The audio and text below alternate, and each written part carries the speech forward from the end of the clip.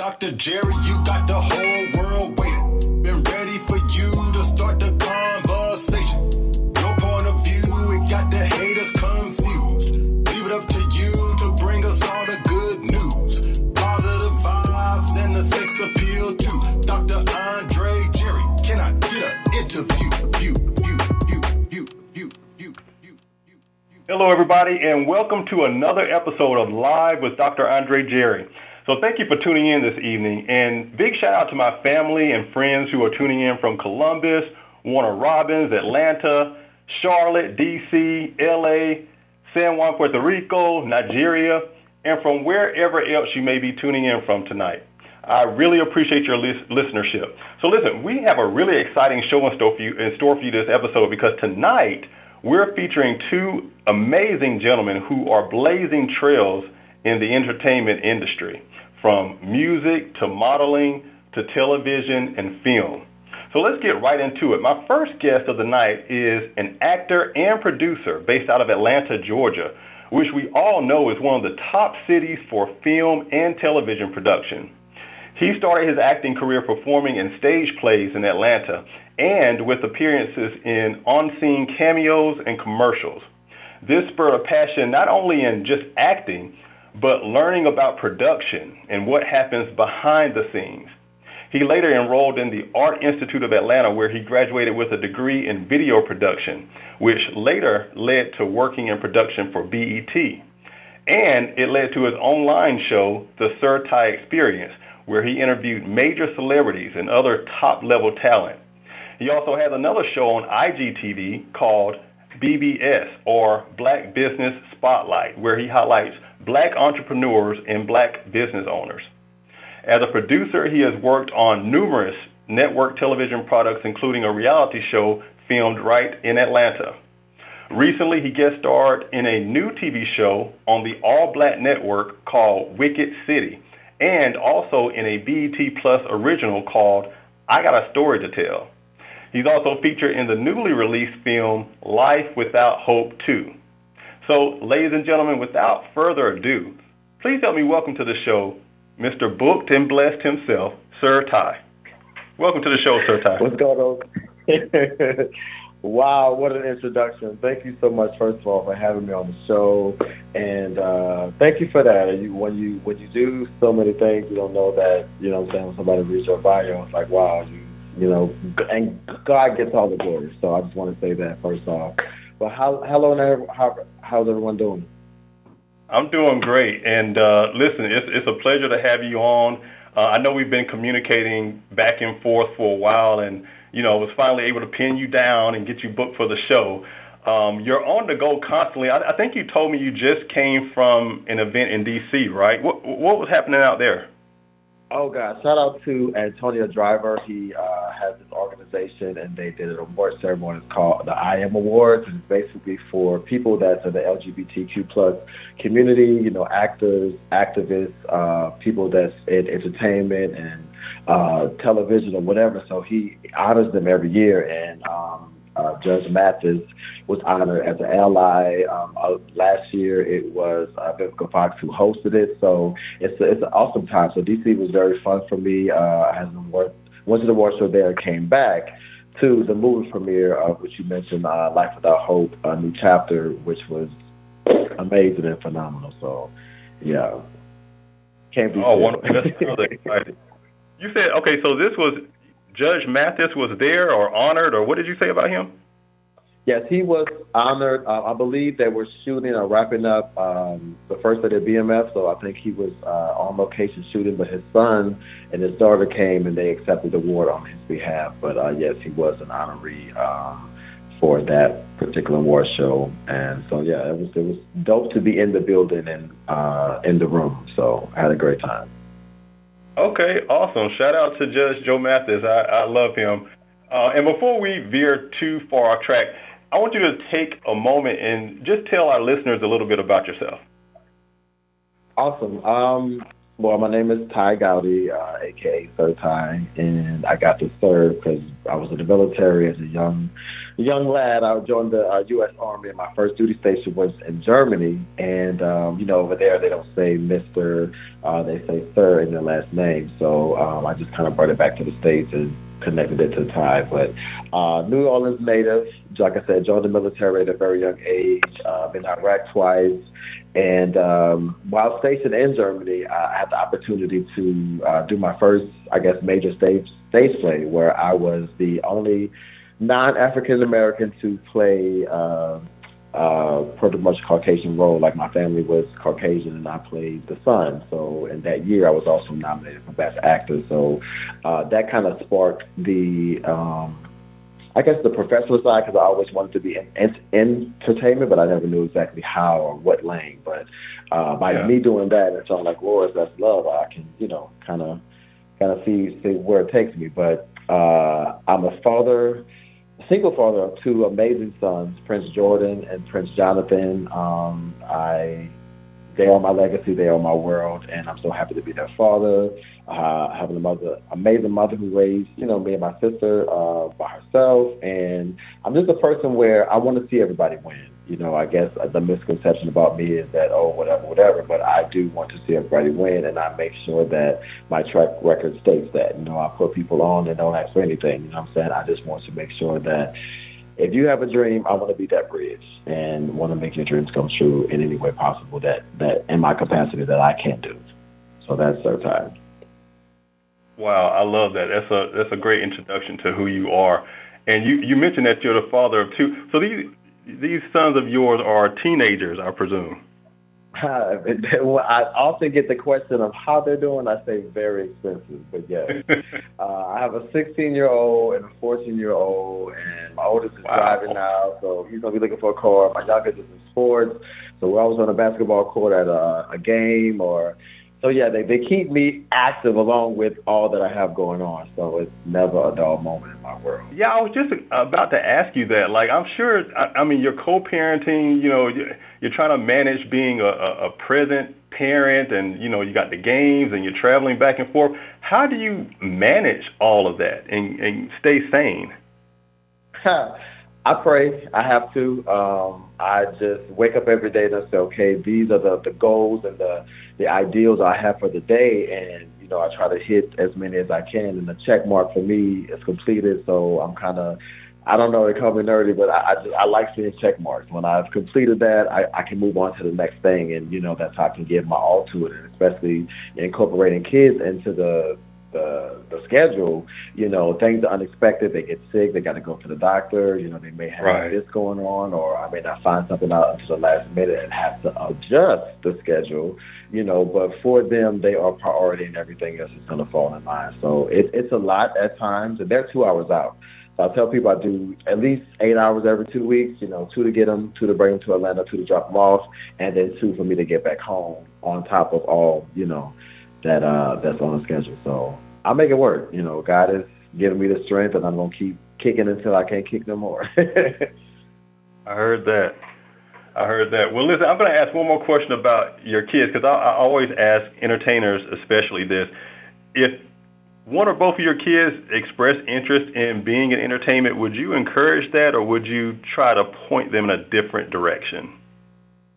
Absolutely. If I'm their biggest cheerleader, so whatever they desire to do, we're going to do the research and when age appropriate. So I would say 17 and up, yes. Right now, be a kid. I can speak that I want them to have, a regular childhood and to grow up. And then when it's time to work, get to work. You know what I'm saying? And show business is just what it is. What they used to say the best. Show business. A lot of people want the show, the fame, the glitz, the glamour, but the business, the contracts, the deals, the percentages, making sure that your paper is straight.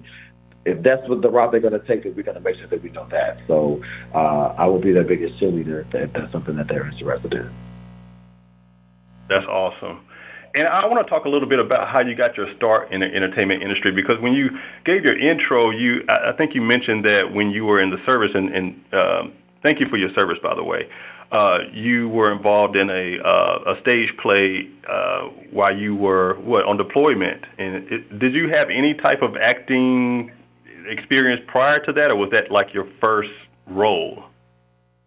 Well, the first play, speaking of that happened in Germany. I just was, just stationed over there, and they put up a sign, like I think the Playhouse had been closed for so many months, and this was like their opening, hey, if you want to audition. I was just like, why not? So I went out, and like I said, I got the role, and like, are you ready? So I'm like, let's go. A script is a script, and when you say action, then the words come alive. So I was up for the challenge, and to answer that question, I didn't have any professional training. I did take, let's say, a theater class while in Germany because I guess I was trying to prepare myself for that, but no, professional training, did, church plays and stuff like that. But coming up out of that process of the rehearsal, once the curtain opened, this is it. There are no take twos, and, you have to know your lines and be able to improv because if someone else is off, you have to be able to save the show. So it taught me a lot of things, be quick on your feet. And so from there, I wanted to do it. And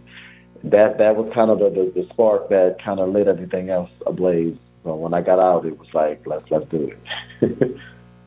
Awesome. And I know, working in entertainment, you and anyone who works in that field, they have to deal with a lot of rejection, a lot of closed doors, a lot of no's. What's your coping mechanism for getting beyond the rejection that's present in the entertainment industry? That's a great question. Wow, how can I say that? You have to have a backbone. I mean, in entertainment, period, if this is what you want to do, you can't, I don't say be jellyback, because you're going to deal with rejection. You're going to deal with people saying no. And how do you handle it? I would say for me is I take moments where my phone is on Do Not Disturb, the TV is off, and I just allow self to decompose. Sometimes, you got to flush your mind because so many things are coming at you. It's almost like a stock market, but you have to make a safe space to clear the space, if that makes sense, so that when you jump back into it, you can have a clear mind and clear focus and go into it. So for myself, I take moments, and I guess people call it meditating. I just get your mind right, get my mind right. And I listen to music. I love 90s R&B. So if anyone knows me, you know that I'm either listening to Tony Braxton or something from the 90s. So I would say music and meditating. Wow. Well, I was telling another guest on one of my previous episodes that I recently started, well, not so recent now, but I also started meditating every morning. So I know that practice really does a great job of getting you grounded and getting you prepared for whatever you're going to face in your day, whether it's rejection or dealing with crazy people at work or just whatever. But that meditation aspect is very important, as well as music, which I love as well. One thing about you is that not only are you what they call talent, but you also wear the producer hat at times. Tell us a little bit about how you got the bug and interested in behind the scenes and producing. Well, it started, I guess that title came when we were in college. I went to the Art Institute of Atlanta, and my group just, for whatever reason, thought I was the leader, the outspoken, be the director, be the producer. So I kind of got thrown into the role where, people sound like telling people what to do, but I love delegating, and placing order and moving at, the speed of, let's get it done, but let's get it done in quality, if that makes sense. So our teachers were giving us industry standards. So it wasn't like, oh, let's just happen to turn to page 6. It was just like, go do this. This just happened on BT. How would you execute this if you were on set and stuff like that? So we got real life scenarios. And then when it was time to go shoot something, hey, we need a 5-minute, short, go make it happen. I just got thrown in the role. So with that being said, I said my professional role came when Mr. Courtney, my homeboy, he graduated, I graduated, and he was developing the show here in Atlanta called Supper Club ATL. I got the call, I would say, in 2019 or 2020. And I was in Warner Robins at the time, driving back and forth or staying, getting a hotel. And I became the story producer for the reality show, which is underway really soon. I'm very excited about it. But and then went off to produce a short and stuff, things of that sort. I'm developing my own stuff. So it kind of came with the territory. And I'm excited for the open door that would give me the opportunity to learn more. So. Well, since you wear both of those hats, I think that's why you're such a champion for making sure that doors are open for other people, because you know what it feels like to be talented and to be out there auditioning and looking for jobs. But then you also wear that producer hat, and I think it makes your job as a producer that much more better because you have that experience of being. Because imagine how many producers that you deal with that have never been talent before, right? Absolutely. So, and yeah, I'm sorry, go ahead. no, you go ahead. Go ahead. Yeah, and to your point, you have to teach people how to treat you, and not only that, and to be a great leader, you have to be a great follower. So, like you said, going in the deeps of the valley and knowing, hey, you have to get up and, let's say study your lines and or like you said, rehearse an audition, but then being like on the casting or being on the producer side, I just have to fit this, but not looking at the totality of the person. So, I have the conversation. I'll know that person. I'll vet them. Okay, are you offered this task? This is the role. These are the lines. This is the scenario. So, for me, it's a different process, and I'm so honored that the people that I did refer, they're getting books, they're getting jobs, they're getting deals and things like that sort. But my glory comes when you make it, when you are successful. So. To your point, yes, I know what it feels like to get that door slammed in your face. No, we don't want you. No, you didn't get the role, but I also do feel, hey, you did get it. You were accepted. And so, in one said, I try to make sure that talent, crew, everybody is treated with love, honor, respect, and let's all come together with the goal mindset of getting this project, this production done to the other side, so that people can view the magic that we created. Absolutely. And on the producing side as well, have there been times where, people have come to you with a project that they wanted you to produce or be involved with, and you had to say, no thanks? Has that happened? Well, I have some people that probably should get on cue now. I have a couple of scripts that, because my life is what it is, I have to I really got to sit down. I have scripts that I have to look at that people want me to work on, get funding for. So I would say next week, everybody, to answer that question, I will, because it's becoming to be a lot. I can maybe do one and be on set or, read a script and be on a plane, but now it's like I have to isolate time to really sit down to say, hey, yes, this is something that I agree with us, that we can move forward on, or hey, make these changes, blah blah blah, and then we can move forward then.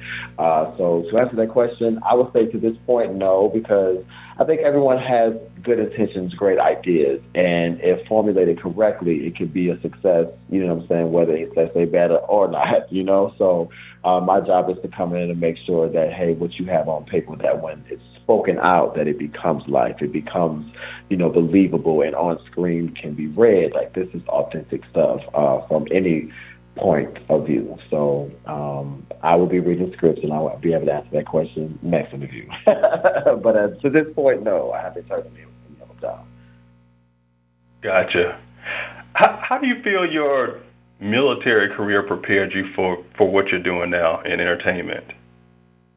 I would say mama and military. I would say home training first, making your bed, making sure you know your chores, your cooking, your cleaning.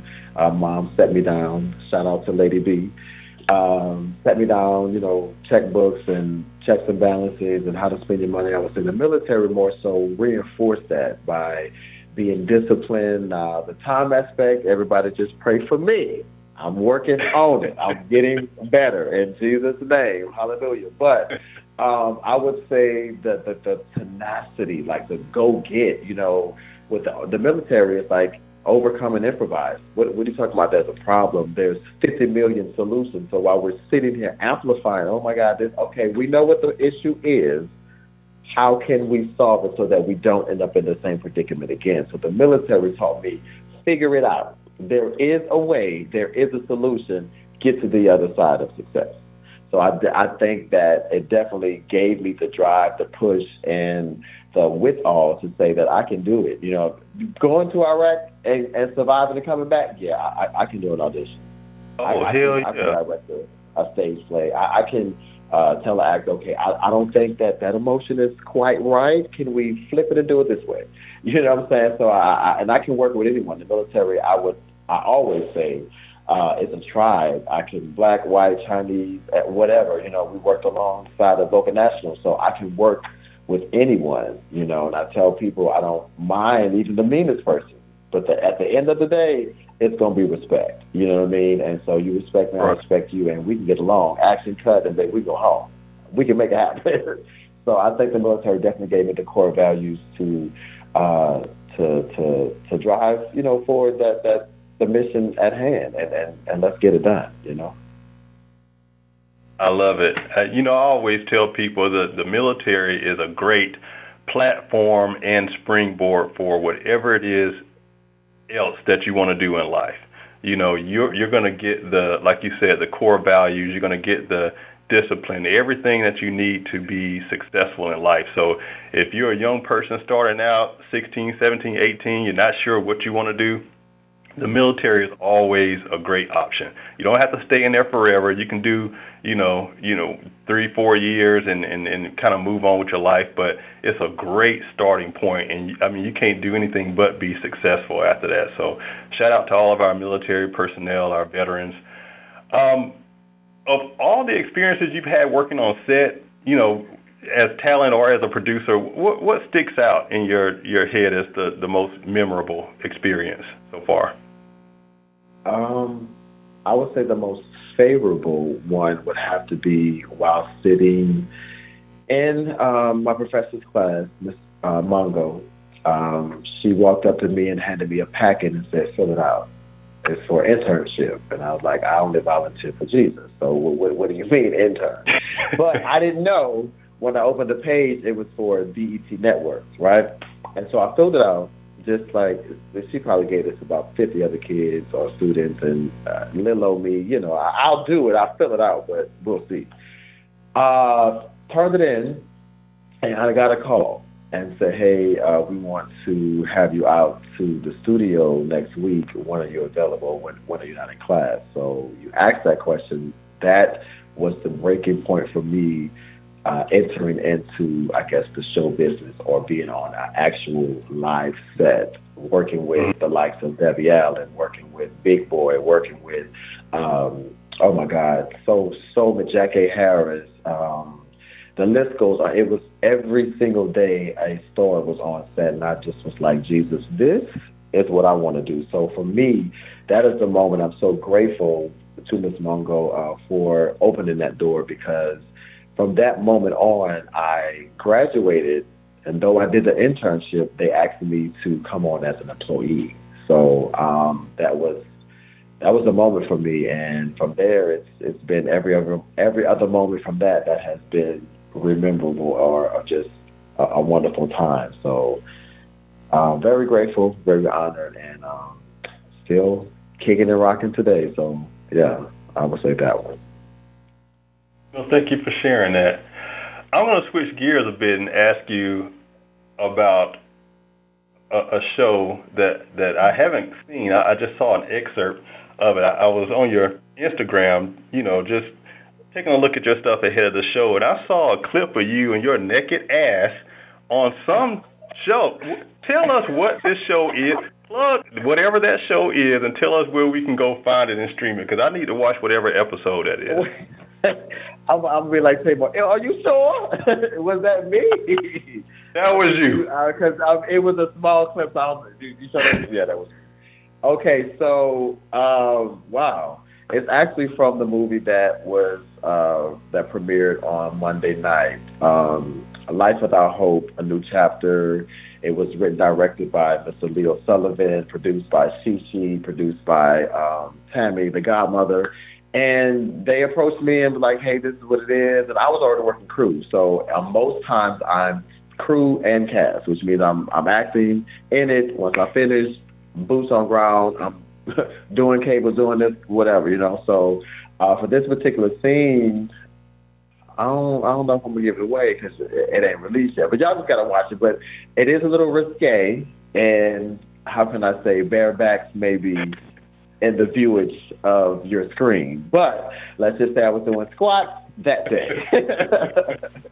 Yeah. So it's not out yet, is what you're saying. It's going to be out in May. Like I said, Okay. Columbus Short is in it. Erica Peebles, Erica Page, Lyric, myself, Tavius. Like it's the list goes on, and it's going to be I think Amazon Prime and Tubi. So make sure that you guys look out for that. Like I said, it's with Sullivan Productions, and yeah, it was a lot, but let's say I made it.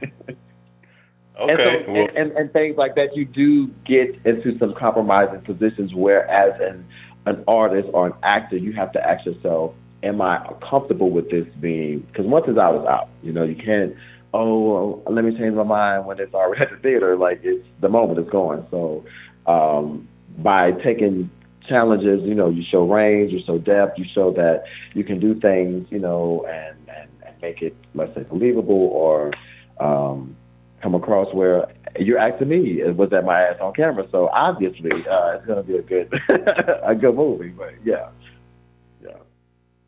Okay.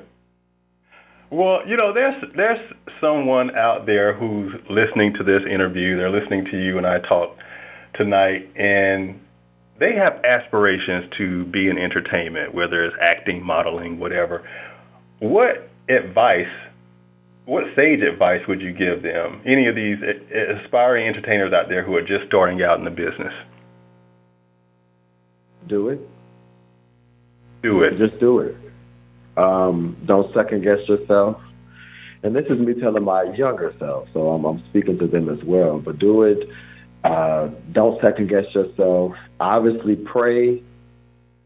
Plan, which means research it out. I tell people all the time, Google.com is your best friend. Anything that you want to know, research out what's the salary, how many people is in this position, what's the course of, being successful, the things that you have to know and do, and then pursue, go after it with the endless pursue that it's going to happen. Like, nobody on the other side or the outside of myself, meaning the external things, are going to tell me and God that we can't cross in or we can't cross over, we can't be successful, or this is not going to be.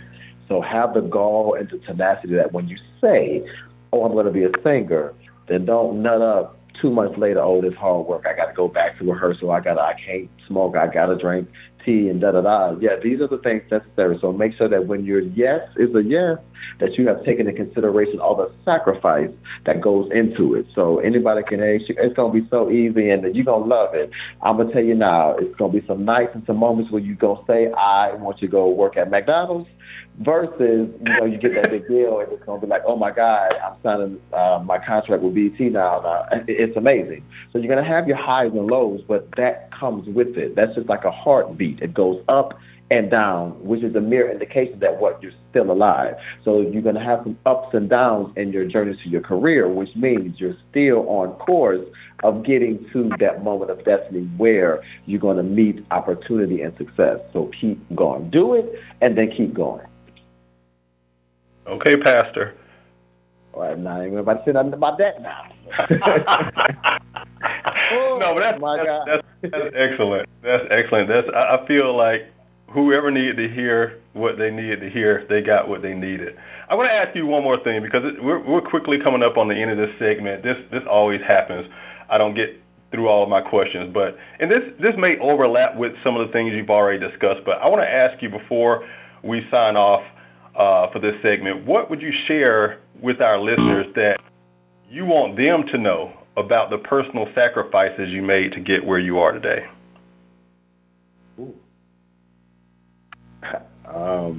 We got time. I would say really quickly, wow.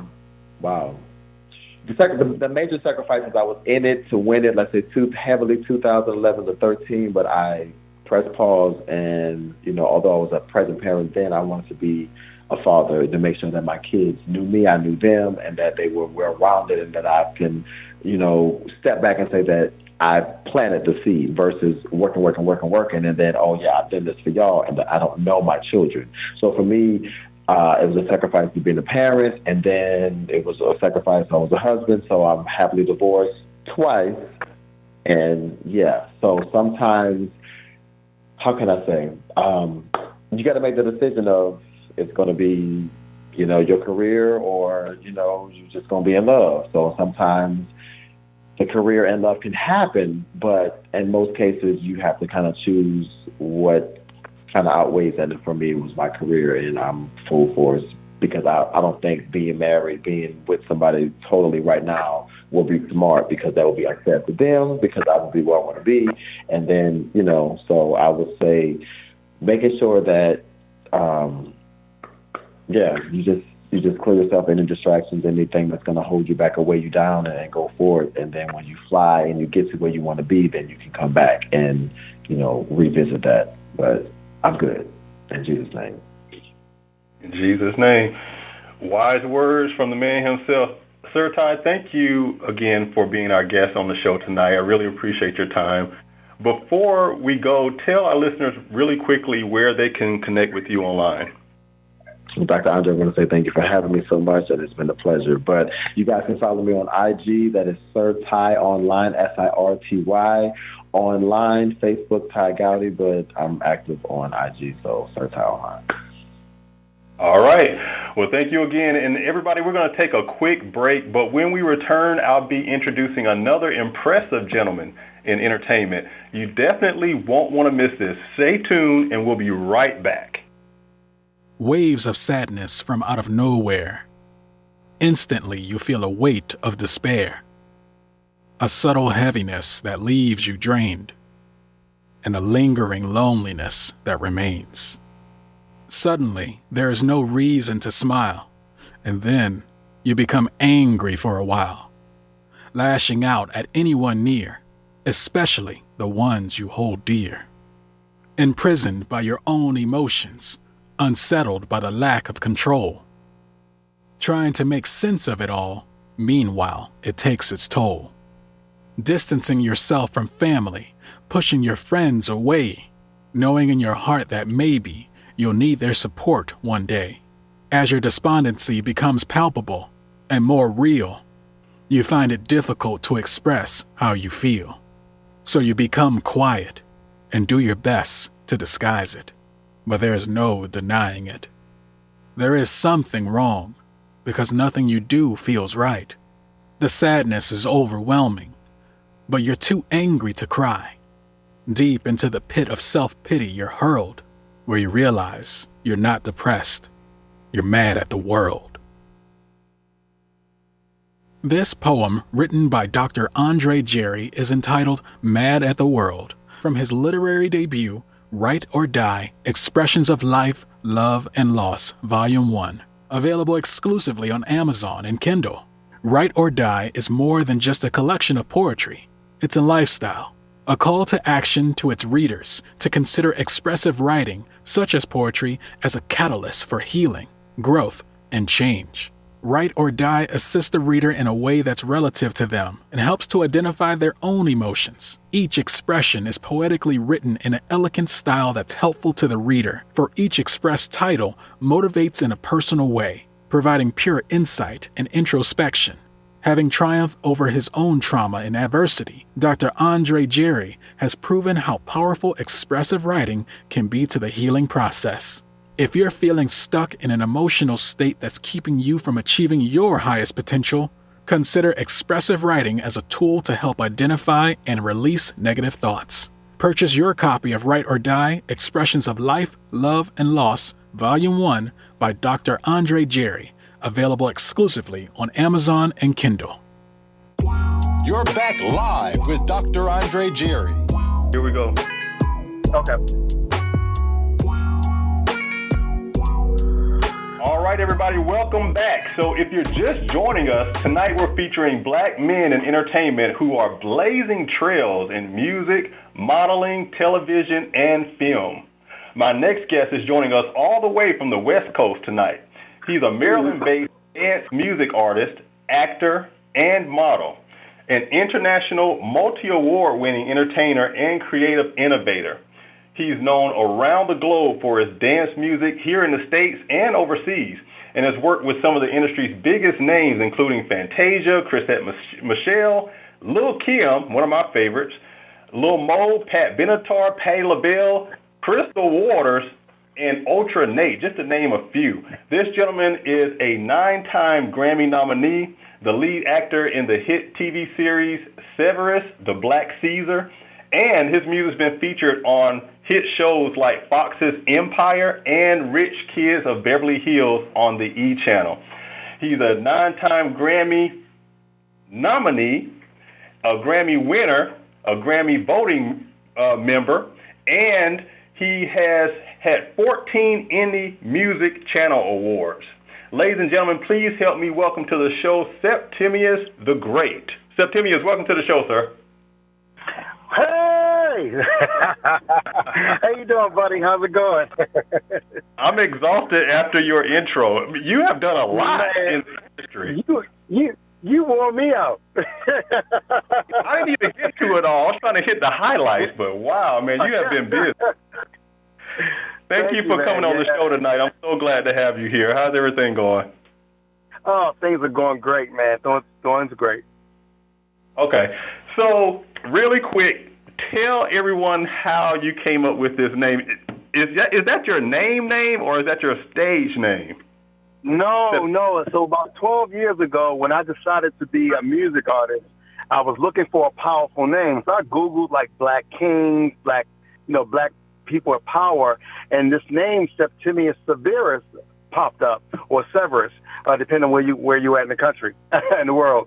But I was like, ooh, I like that name, and I read about him. He was actually a Roman emperor over the whole entire Roman Empire, but he was from Africa. He wasn't a typical Roman.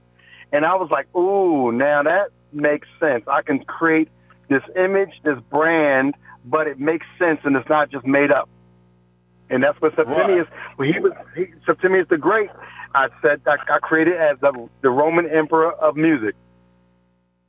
Oh, man, I love it. And the crazy thing about your brand is that, okay, so Septimius the Great, you're not just an artist, it's a whole brand. You know, you got the modeling, you have the acting and the music. So, I mean, you're kind of like a one-stop shop for all things entertainment.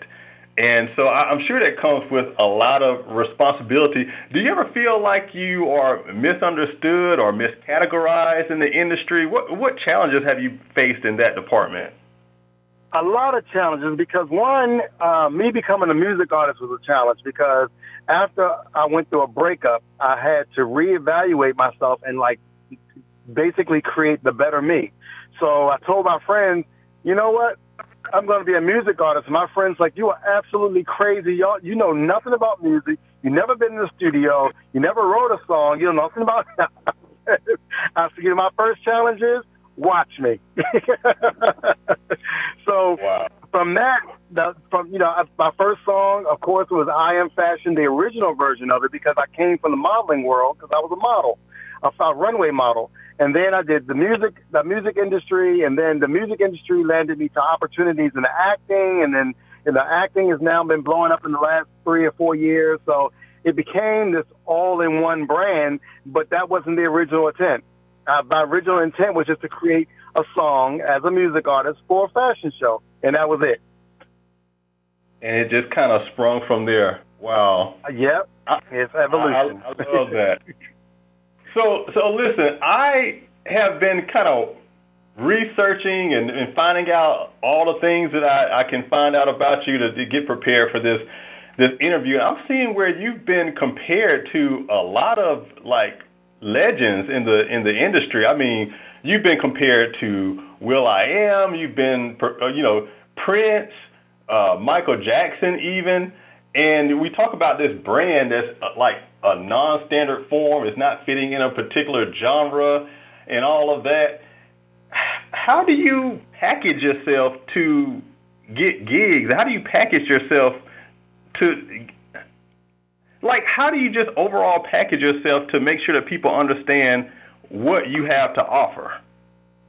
Well, when I first started, a lot of A&Rs from record labels, radio stations and stuff were like trying to figure out like who I am and what I represented, but it was just completely different because I didn't have like a genre or image that I wanted to create.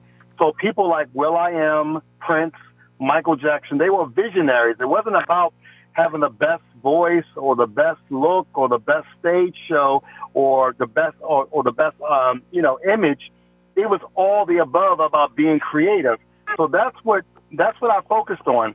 So some people get it, some people don't get it, but that to me is rewarding because I'd rather bring you something completely new that you either hate it, you like it, or you learn from it. And that's what drives me, and that's what I push for. And I look up to people like that because will.i.am, Prince, and Michael Jackson, they couldn't be put into a box. You never knew what you were going to get because it was all about the creativity of something completely new.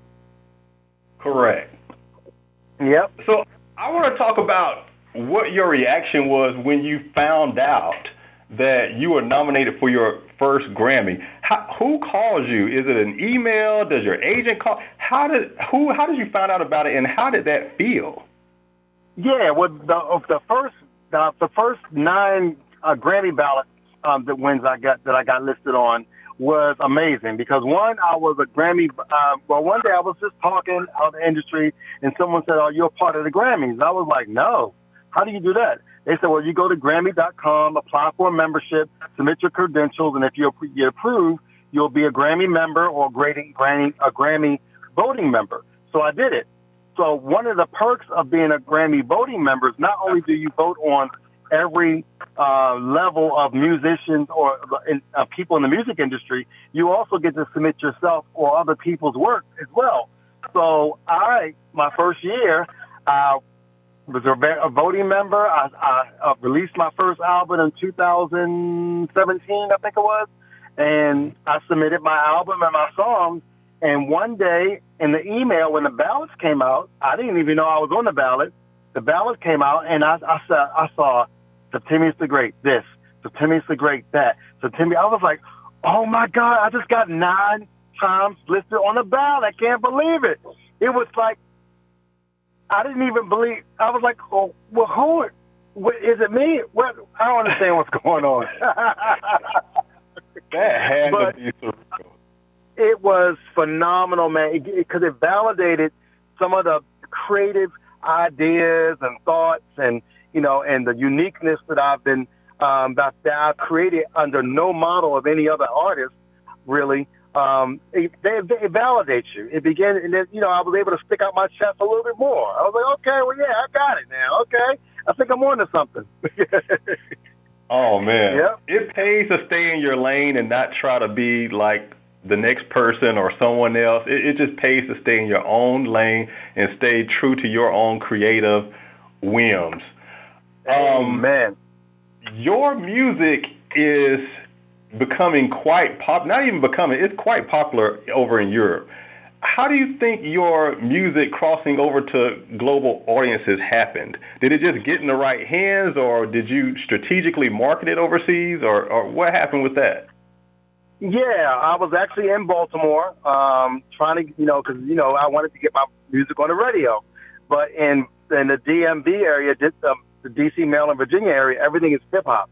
So I didn't fit anybody's format for radio. But every time I would sit down with somebody, they'd be like, oh, you know what, man? You got this house music type of vibe, but it's kind of like a little hip-hop-ish, but it's got a little dance music to it. You belong overseas. You should market yourself overseas. So me being an innovator and a thought visionary, I was like, okay, well, that's what I'm going to do. I quickly stopped everything in the United States and started focusing on Europe, in places like France, Italy, Spain, Amsterdam, and places like in London, England. And I just did it the old way. I just looked up radio stations or people having shows in those different countries. I sent an email with my press kit, introducing myself, and letting them know I'm going. Well, I was telling them I'm going to be touring Europe, and I would love for you to play my music or allow me to perform. And just by those emails, my first performances were not really in the United States. They were all overseas, and I did a 7-city tour over Europe, just based upon me reaching out to people on email saying, hey, listen to my music, play my songs, can I perform? And that's how it started overseas. And that's why my base overseas is so large, because that's where I started, because people in Europe don't have blinders or cookie cutter ears, I call it, like in America, because America, everybody sounds the same or like somebody. And over there, they don't care if you're black, white, purple, straight, gay. They don't, if it's opera music, dance music, they don't care what it is as long as they like it, when they hear it. And that's where I fit in. Yeah. Yeah, uniqueness is celebrated overseas. Exactly. Yeah. So when is the last time you performed live? Actually, I'm actually getting ready to perform live in about 30 minutes. Oh, goodness. I'm at a show here in L.A. It's a fashion show where I'm hosting and performing. But right now, since I moved to L.A. about 7 months ago, I just started performing here like 5 times in the last 7 months between L.A., Atlanta, and San Diego, San Jose, San Francisco, the whole West Coast. I've been working it out so far. But my live performances, thank God, because the COVID's over, I can go back to doing 100, 200 shows a year. Yes.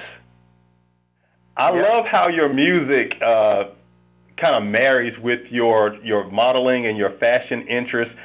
Between modeling and acting and music, which one of those do you enjoy the most? Well, that's a good question, because modeling was my first passion. Then I evolved into being a music artist was my next passion. But now it's really acting. I really, really enjoy acting because, and in honesty, I've been acting for the last 12 years as Septimius, creating this brand, creating this image, creating this look, and becoming this person on stage. So acting has always been in me. Also, just modeling, you're acting, walking a runway, you're basically acting as well. So acting is I think it evolved into my passion now that I really enjoy and can't wait to see where it takes me. I'm excited to see where it takes you as well. What would be a dream collaboration for you? Man, well, of course, will.i.am is my absolute idol, because one, the sound is similar, the fashion is similar, the business sense is similar. But right now, the hottest artist right now I would love to collaborate with, of course, would be Beyonce, only because, not because everyone loves her, it's only because she is such a machine. She's such a visionary. She puts on a production, and that's what I like. That I would love to put together something like that. When I saw her perform with Bruno Mars, and I forgot the other guy, the guy for the halftime show, and they did that merger between Bruno Mars sound, Beyonce, and the guy, the metal guy, the heavy metal guy.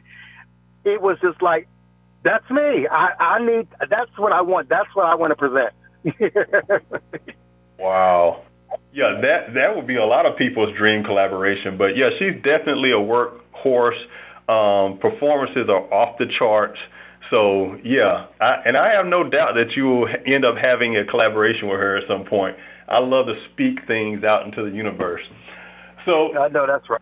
Tell me just a little bit about your creative process when you come up with how do you come up with ideas for a new song? Do you hear a beat first, or how does it work? Do the lyrics come to you first? What's your process? It's definitely the beat, because I'm beat driven. So if I hear a beat, sometimes the beat speaks to me in words, and I can create a story around it. But I do have to have a formula where it has to make you dance, it has to teach you something, and it has to be different, and it has to be, and I want to fuse in another sound completely, whether it's an opera song or rock band or some type of rock guitars. That's the process for me. And then I kind of write around that whole story of inclusiveness, uniqueness, whether it's fashion related or whether it's Septimius, the real emperor story related, or just everyday life. But the beat, it all starts with me with the beat. That's your formula. Yes, that's my formula. Mm-hmm. Yeah. So yeah, if as long as you stay with your formula, you're definitely going to keep having the same success that you're having now. So I feel like a lot of artists don't do that. They don't have a formula, so to speak. They just kind of go with whatever catchy trend in music is happening. But exactly. Yeah. So have you ever felt, I don't know, pressured to compromise your creative vision for just the sake of some quick commercial appeal that would be well received in the States? Yes. Yeah, I got that a lot for like the first, because I didn't know anything about music. So I just kind of jumped out there and said I wanted to do music. And if I listened to the radio stations, the managers, the publicists, all the creative teams around hip hop and what I was used to, my vision of Septimius the Great when I first came out was about a Roman emperor of music. So my whole production, even if it's a small show, was dancers, soldiers, costumes, and if I can get lighting and smoke effects, that was my formula for me to be anywhere to perform. Well, coming from Baltimore and being around the hip hop industry, that was way overboard for most people. So they're like, oh, you need to cancel the dancers and change it. Instead of looking like a Roman emperor, you should just, be more trendy, stage urban look. And, I tried it because I was doing a lot of hip hop showcases and people were looking at me like I was from Mars. But, I did it a few times. I'm like, I don't want to no, this is not what I want to do. I want to do a theme party, a toga party. I want to do, girls with pedals. I want to do the guys walking with soldiers. I want to walk in with people carrying me. I want that Lady Gaga effect. Yes. Yeah. So I did. It was hard, and I was going to compromise just to fit in, but it just wasn't worth it. It killed my whole spirit, my creativity, just my whole purpose of even trying to do music.